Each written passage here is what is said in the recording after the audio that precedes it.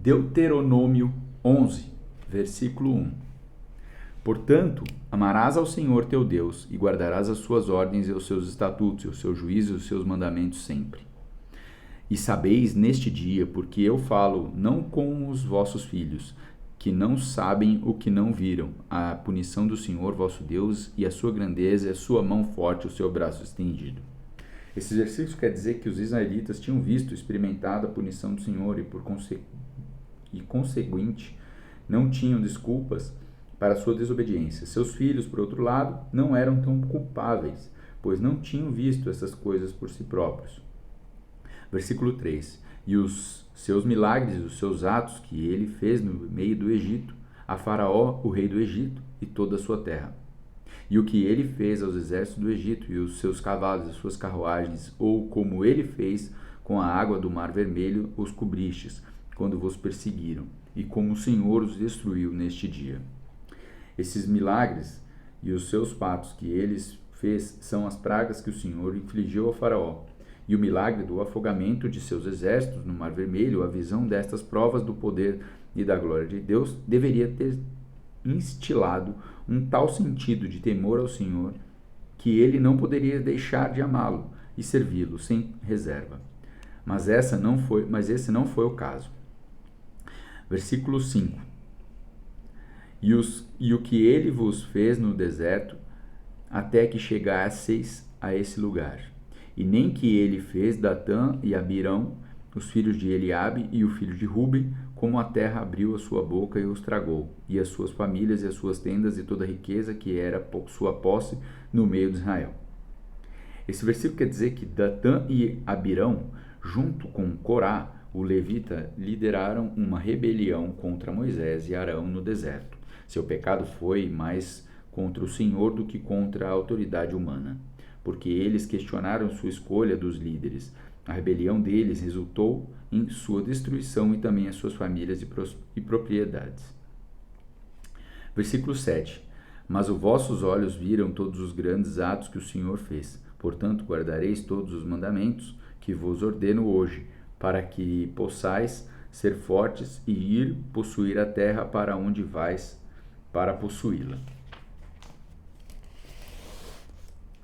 E para que prolongueis os vossos dias na terra, que o Senhor jurou a vossos pais, que lhes daria a sua semente uma terra que emana leite e mel. Porque a terra para onde vais para possuí-la não é como a terra do Egito, de onde saístes, onde semeavas a tua semente e os regava com os teus pés, como um jardim de ervas. Mas a terra para onde vais para possuí-la é uma terra de colinas e vales, e bebe a água da chuva dos céus. Uma terra de que o Senhor teu Deus cuida, e os teus olhos de teu Deus estão sempre sobre ela, desde o começo do ano até o fim do ano. E acontecerá que, se ouvirdes diligentemente os meus mandamentos de vosso, ordeno hoje que o ameis ao Senhor vosso Deus e que o sirvais com todo o vosso coração e com toda a vossa alma, que vos darei a chuva da vossa terra, na sua devida estação, na chuva temporã e na chuva serôdia, para que possas colher o teu grão e o teu vinho e o teu azeite. Esses versículos quer dizer que a descrição de Canaã é uma espécie significativa de comparação ao Egito, onde a chuva era escassa e a agricultura dependia da inundação do anual do rio Nilo e da irrigação a pé. O fato de Canaã ser terra que bebe a água das chuvas dos céus dá a entender que a chuva vinha do próprio Deus, de modo que ele que fazia o trabalho árduo para eles. A irrigação a pé pode se referir a uma bomba de irrigação operada com os pés, chamada em árabe shaduf. A estação chuvosa em Israel, ou as primeiras chuvas, começam no outono, enquanto a primavera é o tempo das chuvas posteriores. Esta provisão do Senhor para a terra indicava o seu cuidado desde o começo do ano até o fim do ano. Este ciclo agrícola era tão importante que os israelitas celebravam o Ano Novo no outono. Versículo 15. E enviarei grama aos teus campos, para que o teu gado, para que comas e te sacies. Cuidai para que o vosso coração não sejas enganado, e não vos desvieis e sirvais os outros deuses e os adoreis. Esse versículo quer dizer que a advertência para não serem levados a desviar-se para adorar outros deuses e a postrar-se perante eles deve ser entendida no contexto dos temas agrícolas acima descritos. Acreditava que Baal, Aserá, Astarte e outros deuses geravam e sustentavam a vida no solo, nos animais e até nos seres humanos por sua própria atividade sexual. E eles se tornaram objeto de adoração, muitas vezes por meio de vários ritos de fertilidade. Moisés e os profetas constantemente condenaram tais incursos no paganismo. Versículo 17. E então a ira do Senhor se acenderá contra vós, e ele fechará os céus para que não haja chuva, e a terra não dê seu fruto, e para que não pareçais rapidamente na boa terra que o Senhor vos deu. Esse versículo quer dizer que a oração do Senhor de fechar os céus provaria que os deuses dos pagãos não existiam e que ele era o único que criava e sustentava a vida. Versículo 18. Portanto, guardeis estas minhas palavras em vosso coração e a vossa alma, e as atarás com um sinal à vossa mão, para que possam ser como testeira entre os vossos olhos, e vós ensinareis a vossos filhos, falando sobre eles quando tu assentares em tua casa, e quando tu andares pelo teu caminho, quando tu te deitares e quando tu te levantares. E as escreverás nos umbrais da tua casa e as tuas portas. Esses versículos quer dizer que a ordem do Senhor é uma repetição da instrução dada a introduzir o Shema. Aqui claramente mostrado que toda a instrução de Deus deve ser aprendida e passada adiante. Não apenas o Shema, coração é uma metáfora para o intelecto e a alma representa a pessoa como um ser integral. Juntos significam a incorporação da palavra de Deus. Versículo 21. Para que os vossos dias se multipliquem e os dias de vossos filhos na terra, que o Senhor jurou a vossos pais que dariam a eles como os dias dos céus sobre a terra. Esse versículo quer dizer que a expressão de como os dias dos céus sobre a terra é um modo bíblico de expressar a ideia de para sempre. O Senhor prometeu esta terra aos patriarcas na condição da sua obediência e da obediência dos seus descendentes. Versículo 22. Porque se guardardes diligentemente a todos os mandamentos que agora vos ordenou, para que os cumprais, amando ao Senhor vosso Deus, andando de todos os seus caminhos e apegando-vos a Ele.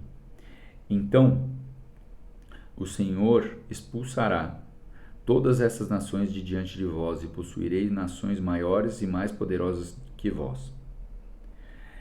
Todo lugar onde pisar a sola dos vossos pés será vosso, desde o deserto do Líbano, desde o rio Eufrates, até o mar mais distante será de vosso termo.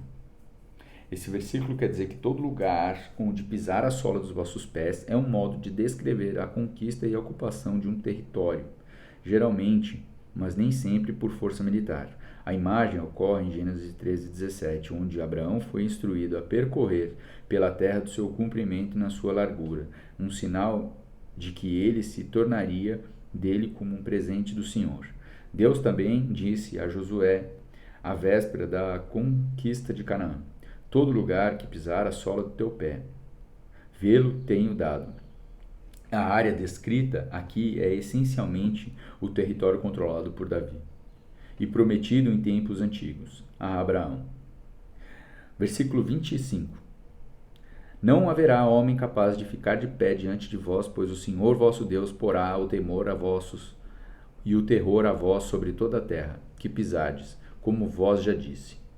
E eis que neste dia ponho diante de vós uma bênção e uma maldição. Uma bênção que, se obedecerdes aos mandamentos do Senhor vosso Deus, que vos ordeno neste dia. E uma maldição, se não obedecerdes aos mandamentos do Senhor vosso Deus, mas vos desviardes do caminho do vos ordeno neste dia, se buscardes outros deuses que não conheceis. Esses versículos quer dizer que a bênção e a maldição eram elementos essenciais em textos de pactos ou tratados do Antigo Oriente Próximo. Moisés, como mediador pactual, coloca perante o povo e a bênção e a maldição, sendo que o texto completo deles ele se elabora mais tarde. A desobediência mencionada era a infidelidade pactual, definida como buscardes outros deuses que não conheceis. Versículo 29. E acontecerá que, quando o Senhor teu Deus te tiver trazido a terra para onde vais, para possuí-la, que porás a bênção sobre o monte Gerizim e a maldição sobre o monte Ebal.